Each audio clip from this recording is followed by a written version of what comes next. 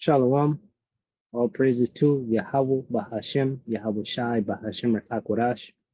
Double honors to the elder apostles, the bishop and elders of GMS who rule well. Peace and salutations to the elect. My name is Ainal. The title of the video is First Desalination Plant Hit in Iran War. All right.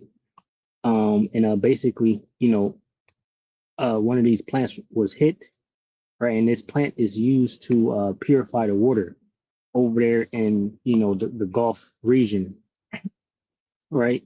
The coastal cities that it says here, like Qatar, UAE, and things like that. Plant was hit, and they don't really know who hit it, Iran or Israel. I believe Israel hit it because this goes into their plan or their greater Israel interests. Basically, hitting these plants will cause the people in the area to like flee. Because they'll start dying because they don't have water and things like that. And all of that. So it says desalination plant converts seawater or brackish water into clean drinkable water by removing salt and impurities, primarily using reverse osmosis, membrane technology, or thermal distillation. Okay, distillation. All right, and basically, what they do is pretty much put water through a bunch of sponges, and different things to clean it. Get the salt out of the water and all of that. It says they are crucial for water security in arid regions like the Gulf and coastal cities, providing a consistent supply regardless of drought. All right, so that's pretty much what they're used for, and over there in like UAE and things like that, they use this for like 80% of the water or 90 or something like that, right? Some high number. So if this gets hit, there's gonna be a lack of water, like the scriptures talk about a lack of bread, right? Lack of food. Suddenly, shall the storehouses, the full storehouses be, empty. Roughly paraphrasing the scriptures. All right, and if this happens, this is like a point of no return, pretty much, right? And I just said the day of the Lord is quicker. It's near at hand. Especially with things like this happening because this is like basically catastrophic. All those people will start dying. They will have to flee the area. All right. So anyway, different articles, regarding this topic here. It says Iran blames Israel for attack on power desalination plant in Kuwait. It says Iran did not strike the power in a desalination plant in Kuwait. This was an Israeli provocation. An Iranian spokesperson reported. Right. It says the recent attack by the Zionist regime on the desalination plant in Kuwait, accompanied by accusations against Iran, is a sign of the meanness and baseness of the Zionist occupiers. Right? And scripture said, that these devils, would speak this way in the last days, ultimately. Isaiah 32 and 5 says, the vile person shall no one be called liberal, nor the troll said to be bountiful. For the vile person will speak villainy, and his heart will work iniquity to practice hypocrisy, and utter to utter ever against the Lord Yahweh Bashmal Shai, and to make empty the soul of the hungry, and he will cause the drink of the thirsty to fail. And that they're gonna do this in a big way by destroying those plants.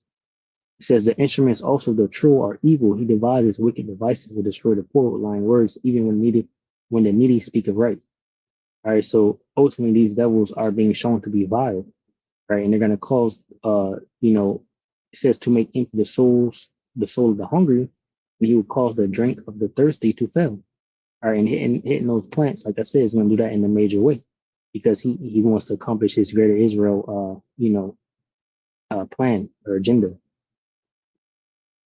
Right. So according to the Iranian here, it says U.S. military bases as well as their interests, infrastructure, and military and economic facilities in the region will remain targets of the Iranian armed forces. Countries in the West Asian region must be vigilant against provocations by American Zionist enemies aimed at destabilizing and destroying the region, and must put an end to the presence of criminal American army and Zionist occupiers in the region. He added, "Yeah, so basically at some point, these heathen are going to find out, you know, what these devils are doing. You know, Iran is telling them to be vigilant. Watch and see what's actually happening. Obadiah 1 and 7 says, all your allies will turn against you. They will help to chase you from your land. Right. So once they figure out that America is allowing Israel to hit them, to basically serve the interests of the Greater Israel Project, they're gonna help, to chase America out of that area over there. Right. Which we know it ultimately ends up with the nuclear missiles being sent on America. But once they start to figure out what's actually happening, this is going to take place, and I believe it is already taking place because this is not the first attack that Israel has done. They have been caught many times doing different FF events, you know, trying to destabilize the region. Obadiah 1 and 7, all your allies will turn against you. They will help to chase you from your land. They will promise you peace while plotting to deceive and destroy you. Your trusted friends will set traps for you and you won't even know about it. All right. So I believe this is happening right now. You also have Habakkuk 2 with Israel trying to go for this um,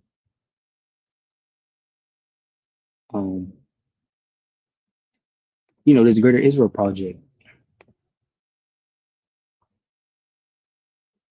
It says Habakkuk 2 and 6, shall not all these, we get it, Habakkuk 2 and 5, it says, yeah, also because he transgressed by wine, which is his policy, right? And one of his policies got him into the land, right? The Balfour Declaration, which allowed Israel to become a state, set themselves up over there, in the area that the Palestinians, had first, basically. It says, yeah, also because he transgresses by wine, he is a proud man, neither keepeth at home, who enlarges his desire as hell, and is as death and cannot be satisfied, but gathereth unto him all nations and heapeth unto him all people.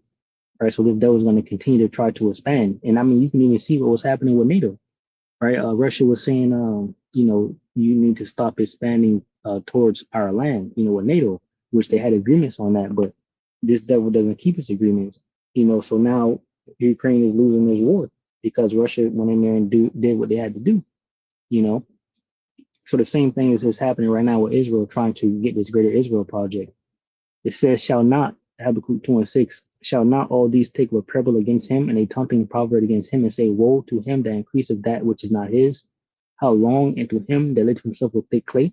So these people, are they're gonna realize what Israel is doing at some point. And then verse 7 is gonna happen. It says, Habakkuk 2 and 7, shall not they not rise up suddenly that shall bite thee, and awake that shall vex thee, and thou shalt be for booty unto them? Right, so they're going to see that Israel is, plotting and doing things, and they're going to come against these devils, all right, real soon. So, anyway, moving on over here, I asked Google to see what was up, and we have AI overview on March 30th, 2026, which is today. All right, March 30th, 2026. It says Kuwait's Ministry of Electricity, Water and Renewable Energy reported that an Indian worker was killed following an Iranian strike on a service building at a power and water desalination plant. So basically, in my opinion, like I said, Israel killed this guy and destroyed or hit the plant. The attack caused significant material damage to the facility. The technical teams were deployed to ensure continued operations, with the ministry attributing the attack to Iranian aggression. Then we have another article here. Iranian attack damages Kuwait power and desalination plant, kills worker. All right. An Iranian attack on a power and water desalination plant in Kuwait has killed one Indian worker and damaged a building at the site, according to Kuwait authorities. Okay. So this is the first, and most likely we're gonna see more because Trump has threatened again to do the same thing that he threatened to do the first time, but he backed down from it, right? U.S. to destroy Iran's power plants or facilities if talks collapse, which in his next video that I'm gonna get, Iran has not once talked to these people. At least that's what they're telling us since the times that they were talking to them and they got bombed both times during the midst of talk. So now they're saying no more talking, right? It says, according to the U.S. president, this would allow Washington to avenge the deaths of its servicemen and other U.S. citizens who were killed after the Islamic Revolution in Iran, which took place 47 years ago.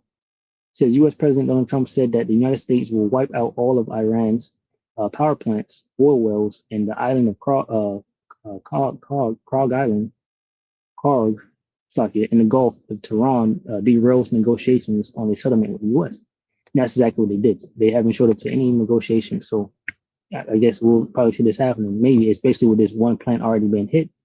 You know, says if for any reason a deal is not shortly reached, which it probably will be, and if the Hormuz Strait is not immediately open for business, we will conclude our lovely stay in Iran by blowing up and completely obliterating all of their electric generating plants, oil wells, and Karg Island, and possibly all desalination plants, which we have purposely not yet touched. The U.S. leader wrote on True Social. Um, Says, meanwhile, the U.S. leader stated that Washington is negotiating with Iran's new and more reasonable authorities to end the armed conflict. The president added that great progress has been made in these discussions. I mean, even if every time they do this, what happens? This is just a repeat of this happening. Even they are negotiating, which America has been negotiating with them. Every time in the midst of negotiation, they struck anyway. This man has a 15-point plan that they want Iran to do, and everything pretty much listed in the 15-point plan is what Iran was already doing, like having the IAEA or whatever, monitor, make sure there's no nuclear, weapons and things like that. It was stuff that was already set up, so it's BS. First Thessalonians 5:3 says, "For when they shall say peace and safety, then sudden destruction cometh upon them, as travail upon a woman with child, and they shall not escape." All right, so even if they're talking about peace and safety, negotiations, and things like that, we know what's going to happen afterward, right? Destruction.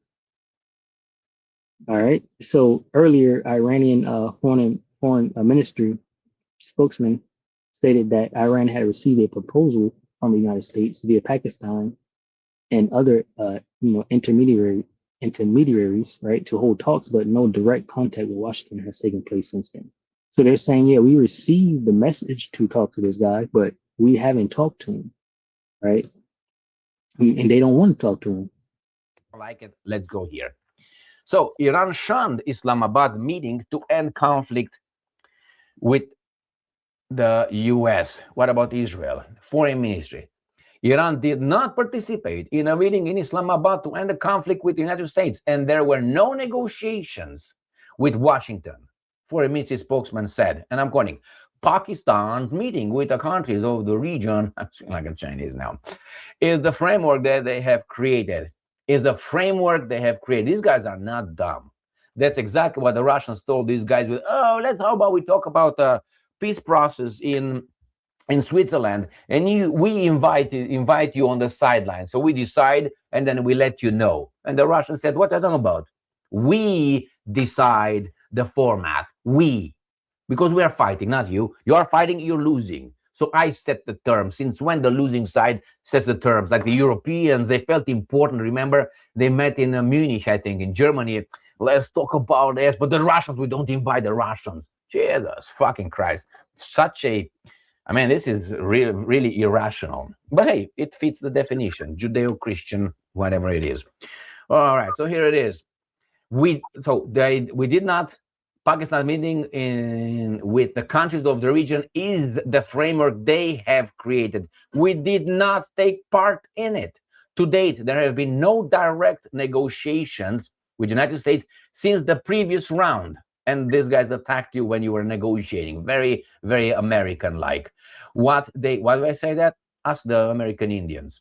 What they are talking about is the message that we have received from a number of intermediaries, including Pakistan, with the desire and request of the United States to hold talks. So the United States of America wants to hold talks. Jesus Christ superstar. Well, this is according to the Iranian foreign ministry.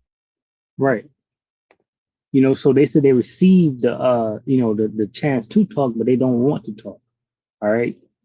So ultimately, we might see this, soon with Trump attacking these other things. And at that point, it's pretty much wrapped. It's the end because all those people over there are going to start dying.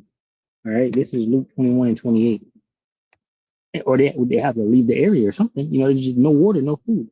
Right. Which Israel wants to go for their, the Greater Israel Project. Luke 21 and 28, it says, "And when these things begin to come to pass, then look up and lift up your heads, for your redemption draweth nigh." Right. And pretty much that's That's what I wanted to get into, right? With this with that attack on the first plant and more to come, it's pretty much over, for that area. All right, let me get this Joel 3 and 1. It says, "For behold, in those days and in that time, when I shall bring again the captivity of Judah and Jerusalem." Now, this is talking about us coming together as a people again, returning to our heritage, right? Pursuant to Ezekiel 37, the breath being put into us, right? Knowing who we are. It says, "I will also gather all nations and will bring them down into the valley of Yahweh Shaphat, which is the Lord's judgment, right?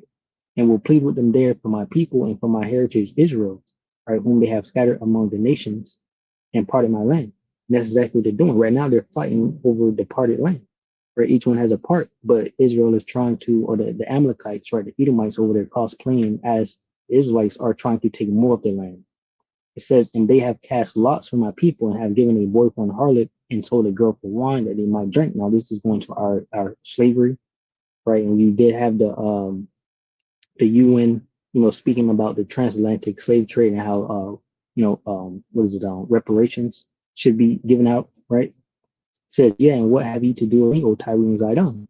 Right? And this Tyre and Zidon, and all the coast of Palestine is talking about the inhabitants of that area right there, which were Ham, right? The Africans, right? It says, and pretty much they're the ones that I believe that headed it, the UN, reparations and things like that. It says, "Yeah, and what have ye to do with me, O Tyre and Zidon, and all the coast of Palestine? Will you render me a recompense? And if you recompense me swiftly and speedily, will I return your recompense upon your own head? Because ye have taken my silver and my gold, and have carried into your temples my goodly pleasant things."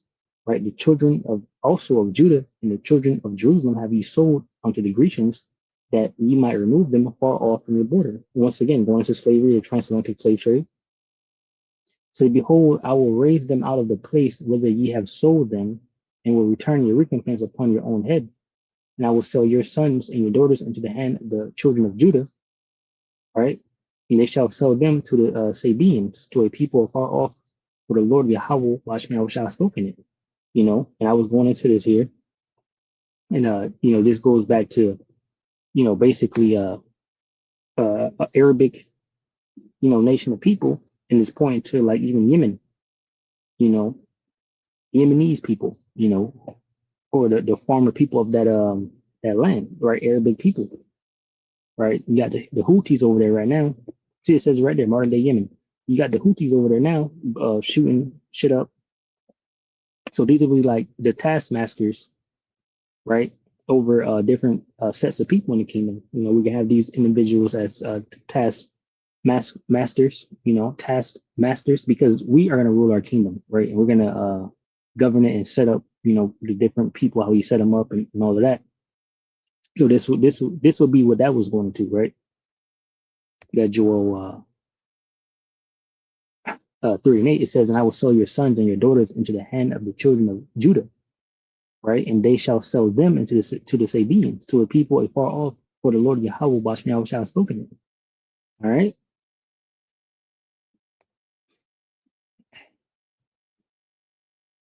So like I said, I was looking it up to see what it was talking about here. So it says the Sabaeans were an ancient South Arabian people, right? Who inhabited modern day Yemen, right? Yemenis, all right? The Houthis is over there now, shooting the ships in the oceans that America had and things like that. America was in a war with the Houthis and they lost that war, right? And now Houthis have entered back into the war against America and Israel, and are shooting missiles and things at Israel. So you got the Queen of Sheba here, right? So the Queen of Sheba, right, which I believe she was over in that area also, right? The Yemen. It says the Queen of Sheba, an unnamed wealthy and wise ruler, famously visited King Solomon in Jerusalem to test his knowledge with difficult questions and exchange lavish gifts. She is a pivotal figure in Jewish, Islamic, and Ethiopian traditions, often representing wisdom, okay, and wealth. So the visit, hearing of Solomon's wisdom and fame, she traveled from a distant land, likely modern day Yemen or Ethiopia, right, with a huge caravan of camels bearing spices, gold, and precious stones.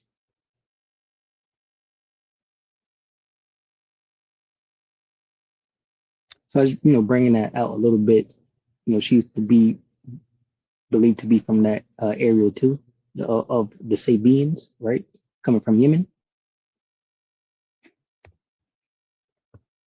All right, so moving on, says, proclaim ye this among the Gentiles, prepare war, wake up the mighty men, let all the men of war draw near, let them come up, beat your plowshares into swords and your pruning hooks into spears, let the weak say, I am strong.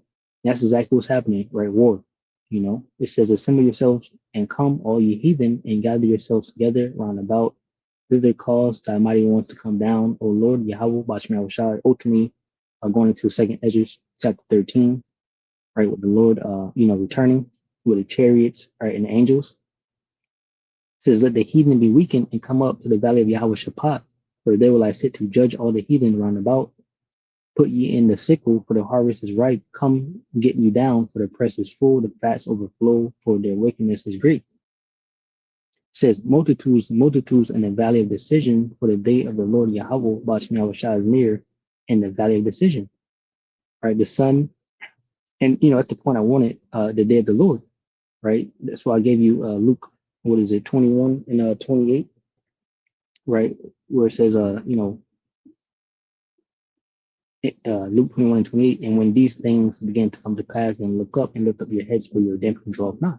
So when I seen, basically this attack that they did, and most likely they're going to do more, it's pretty much over for that region, right? They're already talking about even with the oil is going to take. They said even if the war stops right now, it's going to take years to get back alone just the infrastructure of the oil. So now if they attack these things as purifying their water, I can imagine it's going to take some years to fix that also. So that region will be pretty much done. All right, and they're already in World War III. No one's going to take that lightly. Different nations will get involved, and whatnot. People have to send like aid over there, and different things, is going to be happening regarding that situation. Let me go back over here. In Joel 3 and 15, it says, the sun and the moon shall be darkened, and the stars shall withdraw their shining, because of nuclear missiles. Okay. The Lord Yahweh Bashmi Al-Shai also shall roar out of Zion and utter his voice from Jerusalem, and the heavens and the earth shall shake. But the Lord Yahweh Bashmi Al-Shai will be the hope of his people and the strength of the children of Israel. Ultimately, because during that time when the nuclear missiles are shot, right, we're gonna need protection and help from that. Right, we're gonna need to be beamed up and carried away from the destruction. Matthew 24 and 29, it says, immediately after the tribulation of those days, shall the sun be darkened. See, and that's what's happening. So what you got is Jacob's trouble, right? You got going to second Ezra 15 and 16, the city is being troubled and things like that. Man desiring to go into a city and cannot. Imagine the people over there, probably thinking about Qatar and all of that, but you can't go over there because for one, ain't nothing over there for you to survive on. So it says, and then of course that's coming here. You already got it happening in Cuba, right? The shock is about to hit America too, right? It's hitting these other places, around the world quicker than it is here, right? And then you have this Neo 47. He's playing with the numbers, right? Telling people in the world that we're having negotiations, so the price of many things is fluctuating, going up and down. Says immediately after the tribulation of those days shall the sun be darkened, and the moon shall not give her light, and the stars shall fall from heaven, and the powers of heaven shall be shaken. So again, going to the nuclear missiles, right? The earth shaking, earthquake, and then shall appear the sign of the Son of Man in heaven, and then shall all the tribes of the earth mourn, and they shall see the Son of Man coming in the clouds of heaven with power and great glory. And he shall send his angels with a great sound of a trumpet, and they shall gather together his elect from the four winds, from one end of heaven to the other. All right, so we're gonna need these chariots to come and pick us up, and protect us from, everything that's happening, regarding the nuclear missiles being shot.